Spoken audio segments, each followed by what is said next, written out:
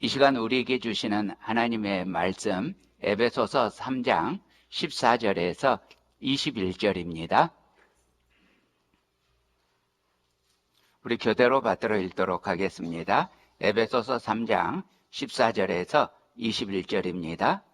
이러므로 내가 하늘과 땅에 있는 각 족속에게 이름을 주신 아버지 앞에 무릎을 꿇고 비노니 그의 영광의 풍성함을 따라 그의 성령으로 말미암아 그의 속사람을 능력으로 강건하게 하시오며 믿음으로 말미암아 그리스도께서 너희 마음에 계시게 하시옵고 너희가 사랑 가운데서 뿌리가 박히고 터가 굳어져서 능히 모든 성도와 함께 지식에 넘치는 그리스도의 사랑을 알고 그 너비와 길이와 높이와 깊이가 어떠함을 깨달아 하나님의 모든 충만하신 것으로 너희에게 충만하게 하시기를 구하노라. 우리 가운데서 역사하시는 능력대로 우리가 구하거나 생각하는 모든 것에 더 넘치도록 능히 하실 이에게 교회 안에서와 그리스도 예수 안에서 영광이 대대로 영원 무궁하기를 원하노라. 아멘.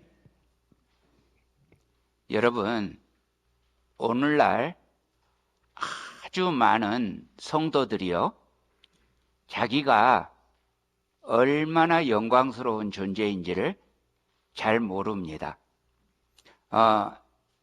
이게요, 비행기 타는 것하고 비슷합니다. 제가 제 인생에서 맨 처음 비행기를 타게 됐을 때 얼마나 감격했는지 모릅니다. 비행기 티켓을 끊고 그 며칠을 행복하며 기대했습니다. 신혼여행으로 비행기를 처음 탔어요. 근데 결혼식보다 비행기 타는 게 더 기대됐습니다. 비행기를 타고 싶어서 신혼여행지를 일부러 제주도로, 그 시절 대부분 제주도 갔지만 제주도로 갔습니다. 근데요, 막상 비행기를 타니까 이게 너무 실망스러운 거예요. 서울에서 제주도로 간 것도 아니고 광주에서 제주도 갔어요. 그러니까 그야말로 비행기가 떴다가 가라앉는 거예요. 놀이동산 비행기보다 실감나지 않는 거예요. 비행기에 올라타자마자 얼마 안 있어서 오렌지 주스 한 잔 주고 그거 마시자마자 걷어가고 그리고 바로 비행기가 내리는 겁니다. 비행기 타면 적어도 뭔가 폼나게 따다다다다 이런 오토바이 타는 듯한 기분, 아니면 하늘이니까 머리카락이 바람에 날리고 뭔가 이런 걸 기대했는지 모르겠는데 전혀 비행기를 도대체 탄 건지 안 탄 건지 모르겠는 거예요. 실감이 나지 않는 거예요. 근데 여러분, 만약에 비행기 타고 진동음이, 엔진 소리가 들리거나 머리카락이 날아간다면 죽습니다. 비행기에서는 승차감을 느끼면 안 됩니다. 그런데요, 하나님의 자녀가 된 영광도요, 승차감이 안 느껴져요. 하나님의 자녀된 영광을 어찌 감히 왕의 자녀된 영광과 비교할 수 있겠어요? 그런데 하나님의 자녀된 영광이 실감 나려면요, 죽어봐야 돼요. 그러면 확실히 알 수 있어요. 근데 성경은요, 안 죽어도 알래는 거예요. 자, 비행기가 떠 있는 건지 가라앉는 건지 알 길이 없지만 내 앞에 있는 모니터를 바라보고 있으면 지금이 태평양만큼 왔는지 일본만큼 왔는지 알 수 있잖아요. 느껴져요? 안 느껴져요. 그런데 모니터 보고 알아요. 이것처럼 하나님의 영광을 알래는 거예요. 하나님의 풍성을 알래는 거예요. 우리에게도 모니터가 있어요. 모니터가 뭘까요? 우리에게 모니터는 뭘까요? 그렇습니다. 여기에 있어요. 성경을 보고 이 영광을 믿음으로 아시기를 축복합니다. 에베소서는 창세 전에 우리를 택하시고 예정하셨다고 시작합니다. 다시 말하면 우리를 예정하시고 택하실 때부터 이미 우리들 존재에게 이름을 주셨습니다. 바울은 그 하나님 앞에서 기도를 드립니다. 그런데 아시다시피 이 기도는 감옥에 갇힌 중에 드리는 기도입니다. 갇힌 장소에서 오직 무릎 꿇고 하나님의 이름을 부르며 기도합니다. 사실 갇힌 사람이 가장 잘할 수 있는 게 기도입니다. 여러분, 혹시 감옥에 갇히면 안 되겠지만 갇혔을 때 기도할 수 있도록 미리 기도 연습하시기를 축복합니다. 예전에 제가 틀림없이 감옥 가겠구나 라고 생각되어졌을 때, 그때 감옥에 가면 노다지 무릎 꿇고 성경 보고 기도하고 이렇게 살겠구나 했는데, 주님이 은혜를 주셔서 다행스럽게 감옥에 가지는 않았습니다만은, 아무튼 우리가 감옥에 갇혀도 할 수 있는 것이 기도입니다. 그리고 또 박해 중에 믿음을 지키고 있는 모든 성도들을 위해서 할 수 있는 것도 기도입니다. 어제 저녁에 우리가 당회를 했는데 뭐 어차피 아실 이야기니까 말씀드릴게요. 우리 지금 재정 상태가 별로 좋지 못하대요. 그래서 새로 이제 조은성 목사님 오시면 걱정된다고 우리 재정위원장 장로님께서 말씀을 하시면서 이제 계속 이어서 대책을 세워야 되겠대요. 그랬더니 우리 나머지 장로님들이 다 이렇게 웃음을 지으면서 우리가 어떻게 대책을 세우느냐고요. 그렇잖아요? 그러면서 우리가 거기서 결론 지은 게 뭐냐면 기도밖에 대책이 없다고 했습니다. 그렇잖아요? 집사님 다음 주부터 헌금 많이 내세요. 이런 식으로 해서 이게 대책이 되느냐고요. 기도밖에 없죠. 우리 교인들이 소득이 많아지도록, 그래서 우리 교인들이 또 기쁘게 드릴 수 있도록, 주님이 은혜 내려 주실 수 있도록 기도하는 수밖에 없죠. 우리 사람이 하는 일 같지만 사실은 주님이 하시는 일이죠. 자, 이것처럼 이렇게 기도를 드리는데요, 하나님께서는 이렇게 기도하는 바울을 통해 교회를 세워 가십니다. 사람의 지혜가 아닌 주님의 지혜와 계시의 영으로 교회가 세워져 가는 것입니다. 바울에게는 자기에게 찾아온 역경과 고난조차도 교회를 세우기 위한 기도의 장작불로 썼습니다. 살아계시는 하나님께서는 간구하는 자의 기도에 반드시 응답하셔서 우리들도 교회가 되게 하신 것입니다. 자, 14절 15절 말씀입니다. 제가 읽겠습니다. 이러므로 내가 하늘과 땅에 있는 각 족속에게 이름을 주신 아버지 앞에 무릎을 꿇고 비노니. 자, 아버지께서 이름을 주셨습니다. 그런데요, 이 14절 15절 말씀 보면요, 이름을 누구에게 주셨습니까? 누구에게요? 각 족속에게요. 우리가 이거 그냥 읽으면 무심하게 읽고 넘어갈 수 있는데요, 한번 생각 한번 해보세요. 아버지께서 이름을 주셨는데요, 모든 족속에게라고 표현할 수 있잖아요.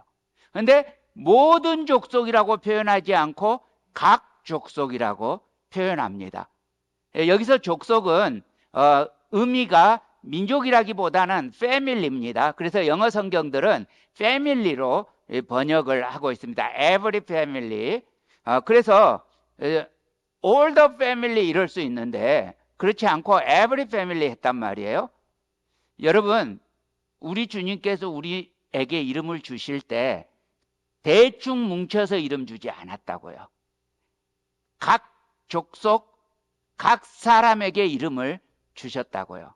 여러분, 이게 얼마나 영광스러운지 몰라요. 대충 묶어서 그냥 대충 주신 게 아니라 너 이름은 문용현이야. 너 이름은 손효정이야. 너 이름은 이효정이야. 너 이름은 윤섬이야. 이렇게 주셨다고요.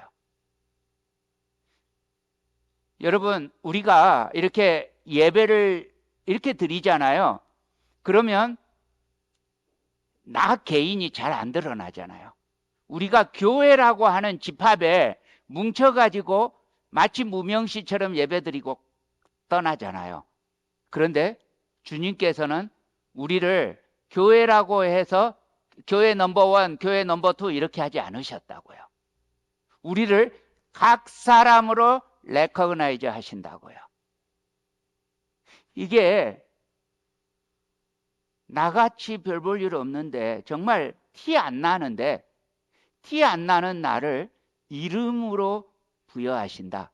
말하자면 나의 존재에 주님께서 의미를 부여하셨다고요. 그래서 이 각 족속에게 이 말은요, 단순한 의미가 아니라 존재의 의미, 그 이름을 주셨다는 것입니다. 그런데요, 주님께서 우리를 사랑하셔서 우리 각 사람을 각 이름으로 인식하시는데요. 그렇다고 해서 우리가 이 나의 존재의 의미를 모두가 누리고 있는 것은 아니에요. 우리 잘 아는 말씀 한번 암송해 볼까요? 요한복음 3장 16절입니다. 시작. 하나님이 세상을 이처럼 사랑하사 독생자를 주셨으니 이는 그를 믿는 자마다 멸망하지 않고 영생을 얻게 하려 하심이라. 자, 이 말씀에서요, 영생을 누가 얻어요? 누가 얻어요? 믿는 자가요. 누가 됐든 믿는 자가요. 그러면 안 믿는 자는 영생을 얻어요? 못 얻어요? 하나님이 온 세상을 사랑하셨어요. 그런데 하나님이 사랑하셨는데 거기에서 영생을 누리는 사람은 믿는 사람이에요.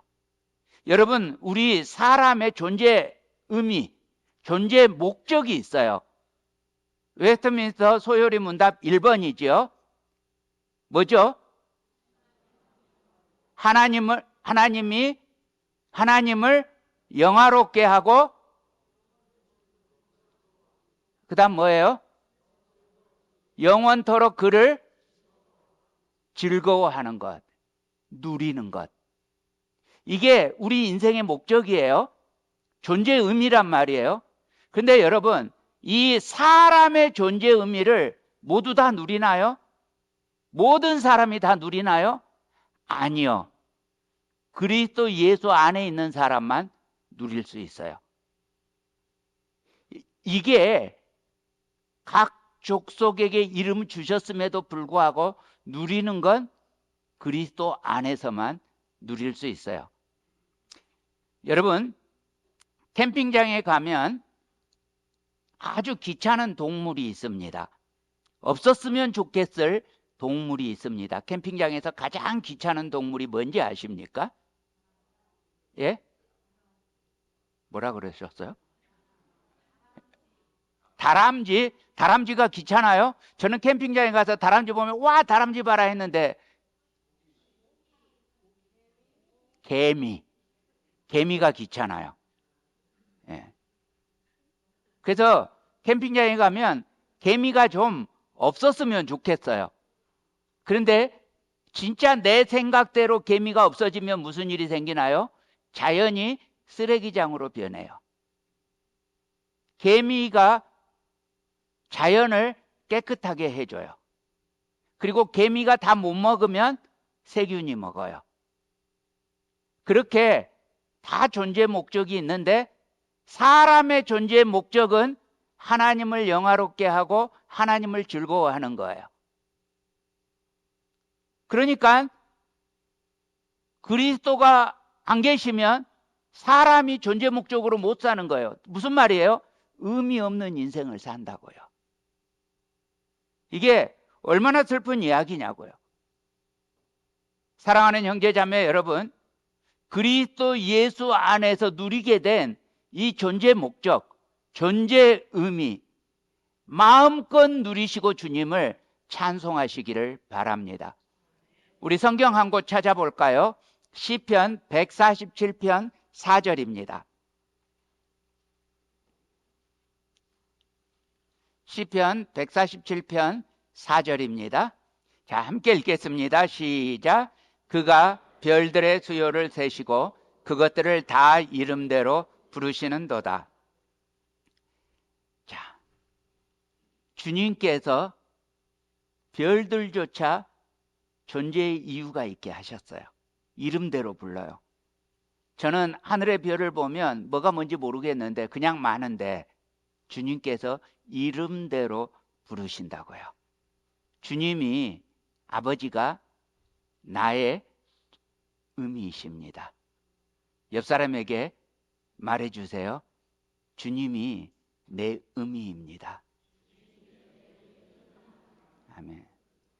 여러분, 진짜 어쩌다 보면 내가 참 별 볼 일 없는 존재 같잖아요. 내가 있다가 없어져도 이 지구 위에서 아무런 표시도 나지 않는 것 같습니다. 그러나 우리는 주님께서 의미 있게 하셨고 목적을 주셨습니다.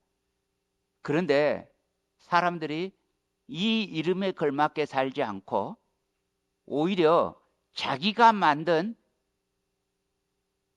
사람이 만든 자기가 만들어 놓고 숫자에조차 벌벌 떱니다.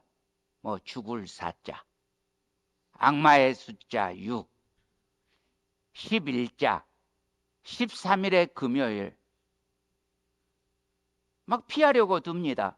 그래서 대한민국에 가면 4층도 없습니다. F층만 있습니다.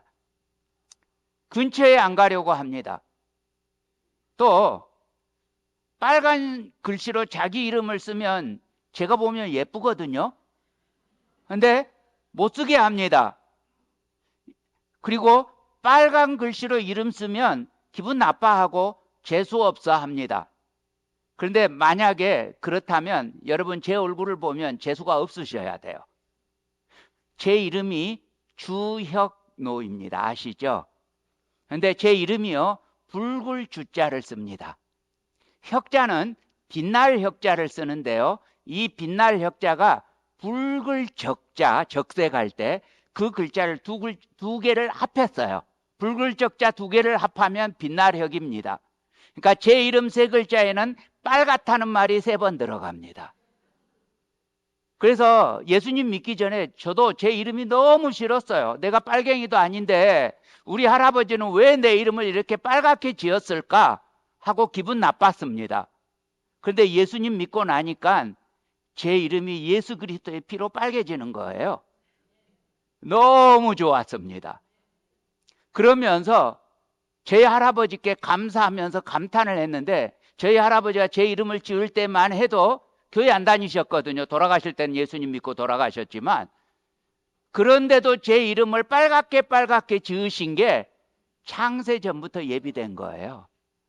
예, 저희 할아버지는 그것도 미처 생각하지 못하고 나중에 여쭤봤어요. 왜 내 이름을 이렇게 부르기도 힘들게 주혁로 이렇게 지었느냐고 했더니 저희 할아버지께서 대답하시기를 네가 학렬이 높아서 네 형들이 한자를 다 가져가서 쓸 한자가 없어서 이걸 집어넣었다는 거예요.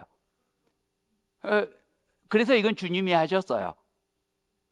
주님 덕분에 저는 예수 그리스도의 피로 빨갛습니다. 여러분 이름을 앞으로 기쁘게 빨간색 볼펜으로 쓰시기 바랍니다. 이거 왜 피하냐고요? 무슨 재수가 없어요. 영광스럽죠. 내 이름이 붉게 물들었다면 영광스럽죠. 어떤 분은 인형 하나 가지고도 벌벌 떨면서 심지어 자기가 산 그 인형을 마스코트라고 하면서 그 인형을 보고 소원을 빌어요. 이야, 오늘 이따가 내일 쓰레기통에 던져질 인형에다가 소원을 비는 말도 안 되는 사람도 있습니다. 허망한 것, 의미 없는 것에다가 목숨 거는 인생, 사소한 것에 인생 전체를 거는 인생. 이 인생을 하나님이 불쌍하게 여기시고 그리스도께서 친히 오셔서 그 인생을 위해서 피 흘리시고 대신 죽으시고 그렇게 우리를 자녀되게 하셨습니다. 이렇게 십자가를 통해 각 족속에게 존재의 의미를 주신 아버지의 긍휼하심에 의지해서 바울이 무릎 꿇고 기도합니다. 그래서 이 기도는 중보적 기도입니다. 주님 안에 이제 성도가 된 에베소 교인들을 비롯한 각 족속 모든 성도들을 위해 기도합니다. 그 이름 성도, 영광스러운 존재 의미에 맞추어서 기도합니다. 여러분 학교 다닐 때요, 학창 시절에 뭐가 제일 무서웠나요? 무서운 게 있었어요. 우리 학교 다닐 때 교문으로 들어서려고 하면 교문만 지나가려면 가슴이 쫄려요. 교문 앞에 뭐가 있는 거예요? 뭐가 있어요? 선도부원. 선도부원이 무서워서 괜히 그 앞을 지나가면 덜덜 떨고 내가 안 잡혔는데도 다른 사람 잡으면 같이 무서워요. 그러다가요, 초등학교 5학년 말이 되었는데 선도부원이 된 거예요.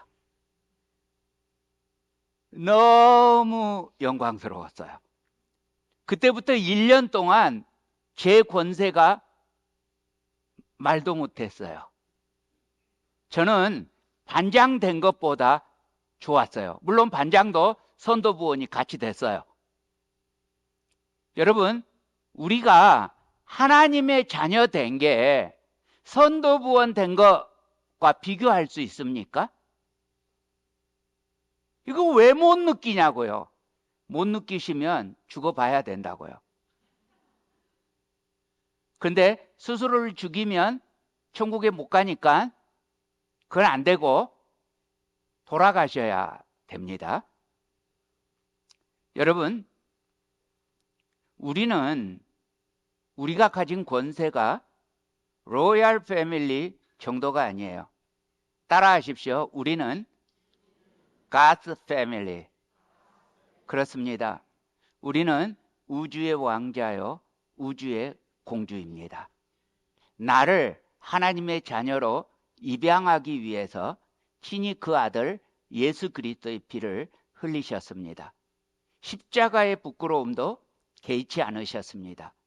이 영광이 얼마나 풍성한지 알게 되면요, 내 속사람이 능력으로 강건하게 됩니다. 자, 16절입니다. 그의 영광의 풍성함을 따라 그의 성령으로 말미암아 너희 속사람을 능력으로 강건하게 하시오며. 자, 여기서 속사람은 내 안에 있는 영, 마음, 혹은 이성과 의지가 활동하는 인격, 이게 속사람인데요. 모두가 속사람을 제대로 가지고 있는 것 같지만요, 사실은 그렇지 않아요. 여러분, 이 영을 모두 가지고 있는 게 아니에요. 그리스도 안에서 새롭게 창조된 새로운 피조물만이 가질 수 있어요. 그리스도가 없으면 속사람도 망가져 있어요. 그러니까 속사람이 강건해지려면 반드시 전제가 있어요. 성령으로 말미암아. 반드시 성령님을 통해서 그 능력으로 강건해집니다. 다른 것으로는 절대 안 돼요. 암만 공부 열심히 하고 철학책을 통달한다고 해도 그것으로 우리 속사람은 강건해지지 못합니다. 그런데 예수님 믿는 그 순간 성령님이 우리 안에서 일하십니다. 성령님은 우리가 하나님을 알아가게 하십니다. 그러므로 사랑하는 형제자매 여러분, 우리 마음이 우리 안에 성령님께 전적으로 신뢰하고 전적으로 순종하고자 하는 마음으로 드려지기를 우리 주님 이름으로 축복합니다. 17절입니다. 우리 함께 읽습니다. 시작. 믿음으로 말미암아 그리스도께서 너희 마음에 계시게 하시옵고 너희가 사랑 가운데서 뿌리가 박히고 터가 굳어져서. 사랑하는 형제자매 여러분, 그러므로 우리가 전적으로 힘쓰고 소원해야 하는 게 오직 믿음입니다. 믿음으로 말미암아 그리스도께서 너희 마음에 계시게 하시옵고. 아멘. 자, 그러면 그리스도께서 여러분 마음에 지금 계셔요? 계십니다.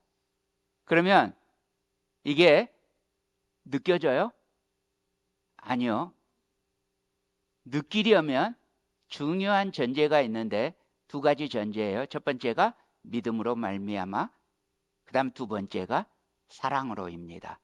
사랑 가운데서 뿌리가 박히고 터가 굳어진다고 했습니다.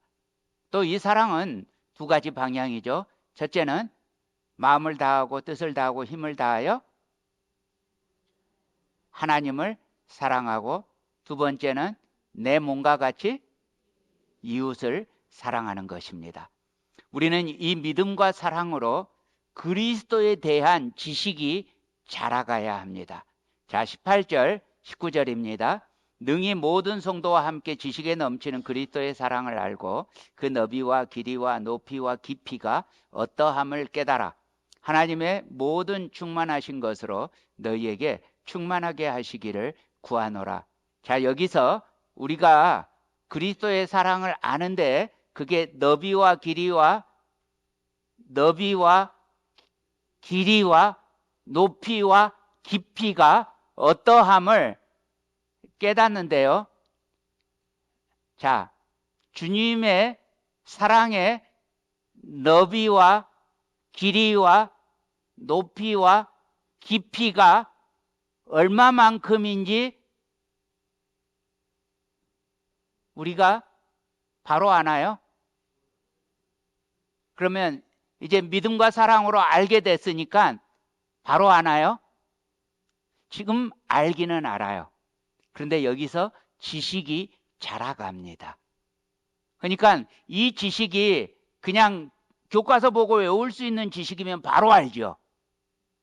그런데 이 지식은 내 경험을 통해서, 그리고 주님께서 주시는 지혜를 통해서 알아가는 거예요. 그래서 이게 기노스코, 헬라어로 기노스코인데요.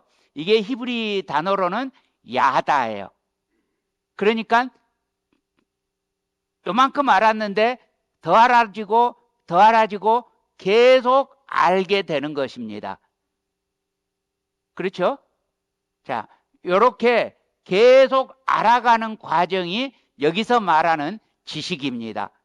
자, 그러니까 처음에 예수님을 영접하면 그때 행복해요. 그때 주님의 사랑을 알고 행복해요. 그때 그만큼 알았어요. 근데 거기서 완성된 건 아니에요. 계속 자라가는 거예요.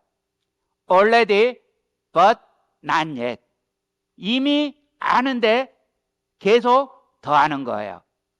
그러니까 지금 잘 모르겠다고 포기해서도 안 되는 것입니다. 완전에 이르기까지 충만해져야 하는 것입니다. 여러분, 예수 그리스도의 사건은, 하나님께서 사람의 몸을 입고 오신 이 사건은 단순히 2000년 전의 전설이 아닙니다. 지금도 분명히 우리 가운데에서 일어나는 사건입니다. 이번에 우리가 복음 인카운터 주말 수양회를 했잖아요. 여기서도 어떤 분들에게 그리스도께서 임하셨습니다. 2000년 전에 오셨던 주님 사건이 나에게 찾아오시는 주님 사건으로 지금도 일어나고 있습니다. 지금도 하나님이 우리와 함께하고 계십니다. 여러분, 내가 잠들었을 때에도, 내가 멍하게 졸고 있을 때에도 하나님은 졸지도 아니하시고 주무시지도 아니하시고 우리와 함께 하십니다. 그 노래가 있죠? 내가 어둠 속에서, 그 다음 뭐죠? 헤맬 때에도 주님은 함께 계셔. 그렇죠? 함께 계셔요.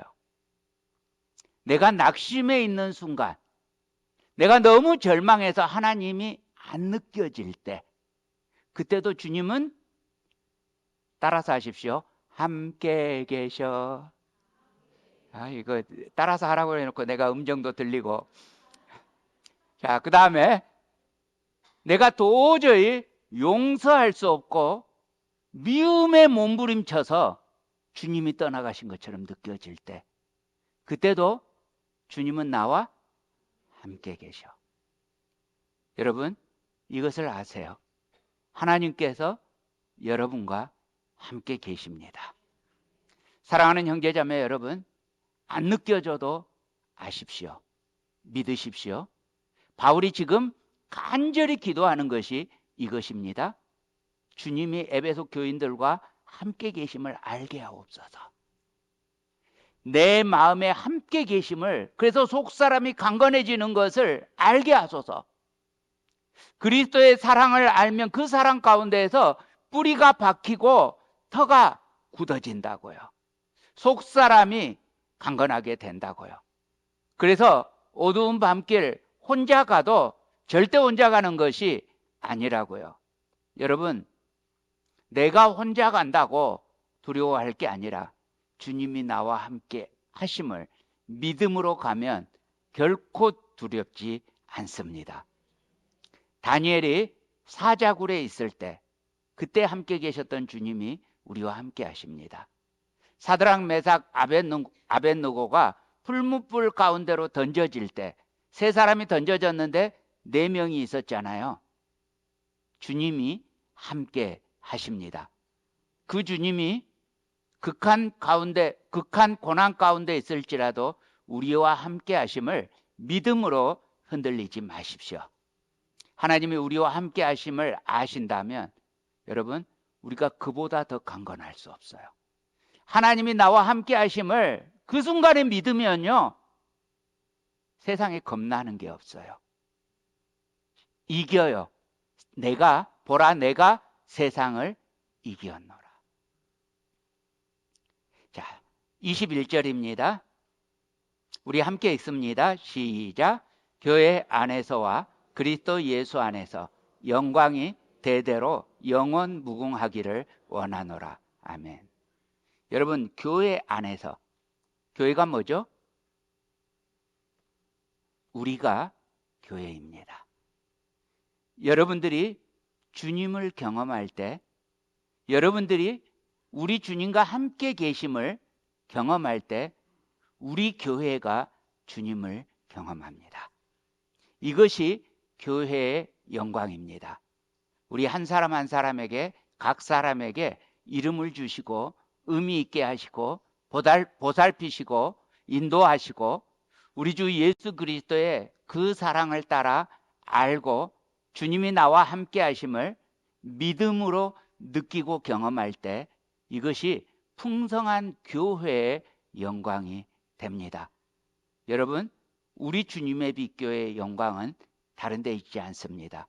여러분 각 사람이 주님과 함께 계심을 믿고 그 사랑 안에 있을 때 우리 교회가 영광이 됩니다.